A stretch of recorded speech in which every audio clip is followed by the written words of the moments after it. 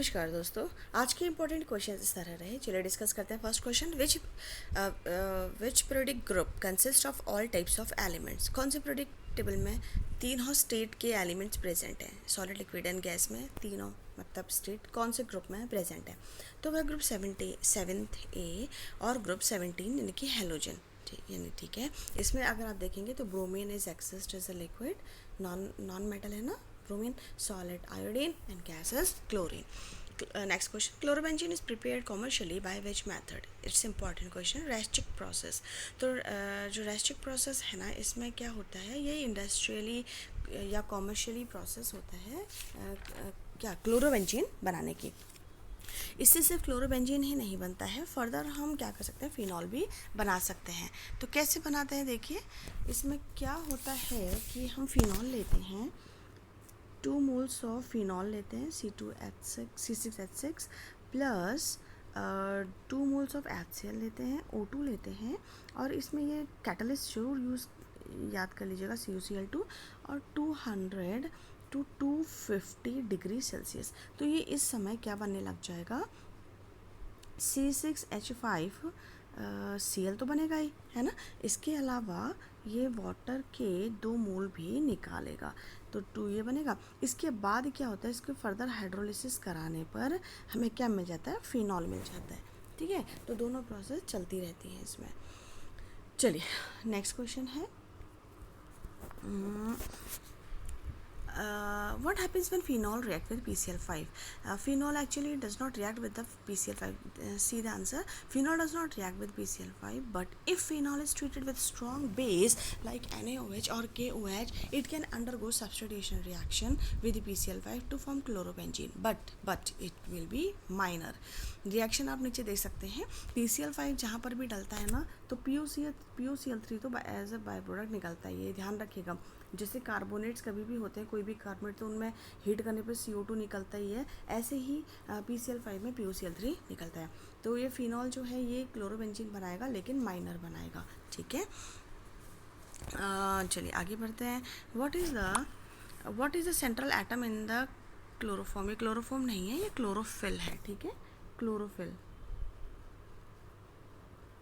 इस तरह क्वेश्चन बहुत पूछे जाते हैं। तो क्लोरोफिल का जो सेंट्रल मेटल होता है वो होता है मैग्नीशियम, ठीक है। Chlorine shows two oxidising state in the same compound. The compound is, chlorine के एक ही कंपाउंड में 2 ऑक्सीडेशन स्टेट हैं, कौन सा एलिमेंट है? तो वो ये बहुत फेमस कंपाउंड है, ब्लीचिंग पाउडर, CaOCl2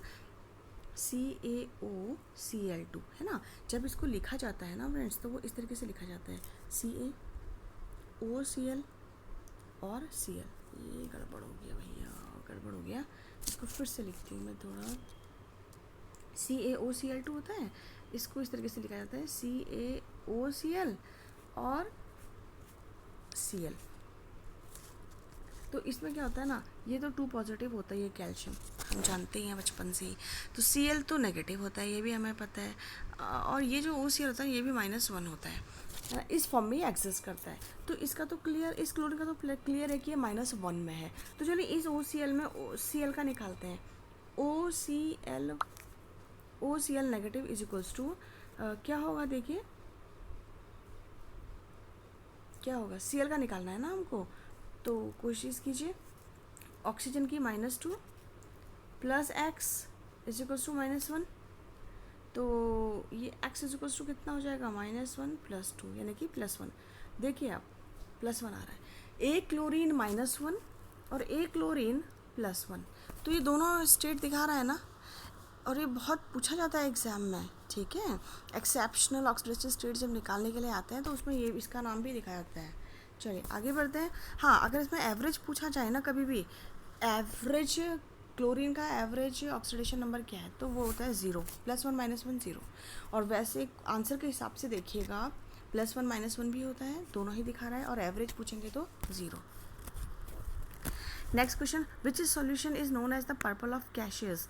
ये होता है कोलोइडल सोल्यूशन ऑफ गोल्ड, ये इसका प्यारा सा नाम है, पर्पल ऑफ कैशियस, ठीक है। Which compound is known as philosopher's wool. Philosopher's wool जेडानोजिंग ऑक्साइड होता है, ये वाइट पेंट और फ्लोरेसेंट पेंट में इसका यूज़ किया जाता है, फिलोसफर्स वुल, ये याद करने पड़ेंगे। Name the first compound of xenon, very important, xenon hexafluoroplatinate, xenon hexafluoroplatinate, ठीक है। ये फर्स्ट कंपाउंड जीनॉन का था। जीनॉन जो है वो it forms number of compounds with oxygen and fluorine because the outermost electron in xenon are less tightly held. आपको तो पता है ना कि जितने भी नोबल गैसेस हैं वो रिएक्शन नहीं करते हैं क्योंकि उनका ऑक्टेट क्या होता है, पूरा होता है, लेकिन जीनॉन बना लेता है, जीनॉन बना लेता है ऑक्सीजन और सिर्फ फ्लोरीन के साथ। और इसकी क्योंकि जो लास्ट आउटर मोस्ट इलेक्ट्रॉन्स है ना वो थोड़ा लेस टाइटली हेल्ड होता है, ठीक है, इसका साइज थोड़ा बड़ा हो जाता है जिसकी वजह से नंबर ऑफ कंपाउंड्स बना लेता है। और जीनॉन का जो फर्स्ट कंपाउंड डिस्कवर हुआ था वो जीनॉन हेक्साफ्लोरोप्लैटिनेट था। What is the anti knocking compound and what are its uses. Anti knocking जो कंपाउंड्स होते हैं, कंपाउंड वो ये है टेट्रा इथाइल लेड, देखिए PbCO5 होल 4 है ना, ये जो है ये एंटी नॉकिंग एजेंट है और ये क्वालिटी ऑफ मोटर फ्यूल जो होता है ना गाड़ी में जो फ्यूल, उसकी क्वालिटी को इम्प्रूव करने के लिए उसमें डाला जाता है। NF3 is non explosive why NCl3 is explosive why. देखिए इसके पीछे दो रीज़न है भैया। एक तो क्या है कि इसमें जो NF3 है ना, आपको बताती हूँ, ये जो NF3 है ना ये स्टेबल है। स्टेबल क्यों है पता है, क्योंकि इसमें F नेगेटिव है और नाइट्रोजन फ्लोरीन है, तो इन दोनों ने आपस में रिएक्शन करके एक स्टेबल कंपाउंड NF3 बनाया है।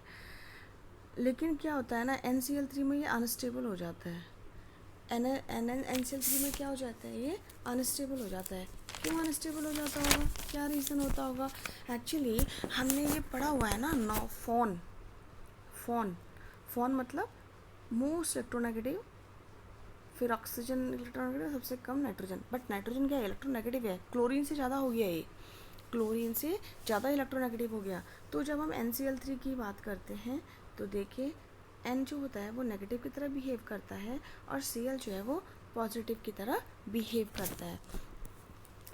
तो यहाँ पर क्या होता है कि ये क्लोरीन जो होता है ना प्लस ऑक्सीडेशन स्टेट के चक्कर में एक स्ट्रॉन्ग ऑक्सीडाइजिंग एजेंट बन जाता है और नाइट्रोजन को क्या कर देता है N2 में कन्वर्ट कर देता है, नाइट्रोजन को N2 में कन्वर्ट कर देता है और क्या करता है, खुद जो है वो Cl2 में रिड्यूस हो जाता है, ठीक है। जब ये दोनों आपस में बनते हैं ना, जब ये आपस में बनते हैं N2 और Cl2 जब रिएक्शन करते हैं तो हाई एनर्जी क्या होती है, इसमें से लिबरेट होती है। N2Cl2 के बनते समय हाई एनर्जी लिबरेट होती है जिसकी वजह से ये एक्सप्लोजिव हो जाता है। क्या हो जाता है, एक्सप्लोजिव हो जाता है। और ये अनस्टेबल भी होता है, एक्सप्लोजिव होता है क्योंकि इनके बीच में क्या होता है, बॉन्ड जो बनता है वो वीक बॉन्ड होता है, ठीक है। और दूसरा रीज़न क्या है, देखो NF3, एक तो ये रीज़न एक्सप्लोसिव होने का और दूसरा रीज़न मैं आपको बताती हूँ। NF3 में अगर आप बॉन्ड देखोगे ना, N और F के जो p ऑर्बिटल्स हैं वो सेम एनर्जी के हैं, है ना, 2p3 और इसके भी 2p5 होंगे ना, तो 2p3 2p5 ना, तो इनके जो इलेक्ट्रॉनिक कॉन्फ़िगरेशन होता है वो क्या है, सेम एनर्जी के ऑर्बिटल्स इसमें ओवरलैपिंग करते हैं, सेम एनर्जी की ऑर्बिटल्स क्या कर रहे हैं, ओवरलैपिंग कर रहे हैं, ठीक है। अब इसमें क्या होता है, NCl3 में क्या होता है, नाइट्रोजन और Cl दोनों अलग अलग पीरियड के हैं तो इनमें एनर्जी डिफरेंस बहुत ज़्यादा आ जाता है। अगर इसके 2p हैं तो इसके 3p हैं तो एनर्जी डिफरेंस ज़्यादा हो जाता है। एनर्जी डिफरेंस ज़्यादा होने से इनमें क्या होता है, ये वो एनर्जी डिफरेंस ज़्यादा होने की वजह से ये स्टेबल नहीं हो पाते हैं। हालांकि बॉन्ड तो बनाते हैं बट वो वीक बॉन्ड होते हैं, वीक इंटरेक्शन होता है इनके बीच में जिसकी वजह से ये ब्रेक हो जाते हैं, ठीक है। क्लियर हो गया, कोई दिक्कत कोई परेशानी कुछ नहीं है ना।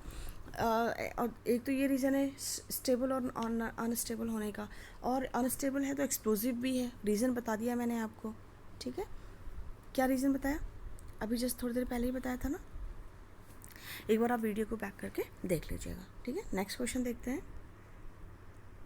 What happens when phosphorus oxychloride reacts with the phenol? ये भी अच्छा क्वेश्चन है, इंपॉर्टेंट क्वेश्चन है, देख लीजिए। इसमें क्या है कि ये पूछ रहा है कि अगर फिनॉल जो है वो फॉस्फोरस ऑक्सीक्लोराइड से रिएक्शन करेगा तो क्या होगा, क्या होगा। इसमें क्या होता है ना, ट्राइफिनाइल फॉस्फेट बनता है। इसका टिपिकल स्ट्रक्चर बना के दिखाती हूँ आपको। ट्राइफिनाइल फॉस्फेट का टिपिकल स्ट्रक्चर याद कर लीजिएगा इसको। पी डबल बॉन्ड, 3 मोल है ना, 3 मोल है ना, ये ट्राइफॉस्फेट बन रहा है, ट्राइफॉस्फेट बन रहा है, देखो फिनाइल, ट्राइफिनाइल फॉस्फेट बन रहा है ना। तो हम क्या करेंगे, P3 है तो O4 है ना, O4 लगा दीजिए, 3 लगा दीजिए और एक ऊपर, ये 4 हो गए। अब यहाँ पर ट्राइफिनाइल है तो 3 बेंजीन रिंग लगा दीजिए।